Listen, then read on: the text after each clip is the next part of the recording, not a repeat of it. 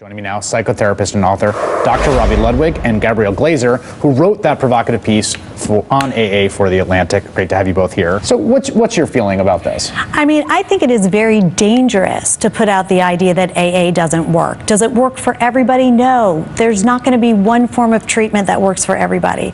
And also, there are many people in AA, and I treat many of them, who not only go to AA in order to achieve recovery, but they're compensating for, let's say, a mood disorder that needs to be treated. So in addition to attending AA, they see a psychiatrist. They're in psychotherapy. So, you know, for some people, maybe AA alone would not be enough, but there are many people in AA and many therapists who say, let's work all together. Right.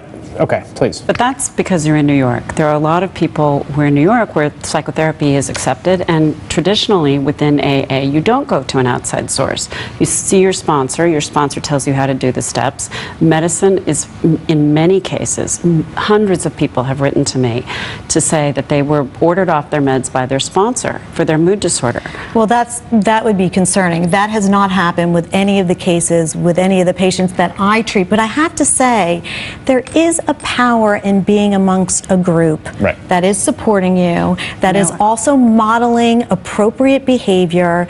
And yes, it is concerning if a sponsor would advise that. I've not heard that. But I don't know why someone would need to attack AA in order to advise that there are other treatments available. I think anybody who is dealing with an addiction, we have to know and get the message out there, no one treatment is right for everybody. If AA doesn't work for you, it doesn't mean AA is a failure. Right. Maybe but here's something else. Here's the reason I think, whether it's attacking or not, is that there is a nexus between 12-step recovery and policy in numerous places, right?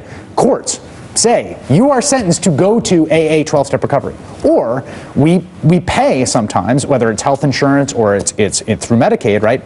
A recovery program, a treatment program is 28 days of this specific type of treatment. Right? And sometimes those treatment centers have AA within those treatment centers, within those inpatient units. Often they do, right? By the way, that's illegal.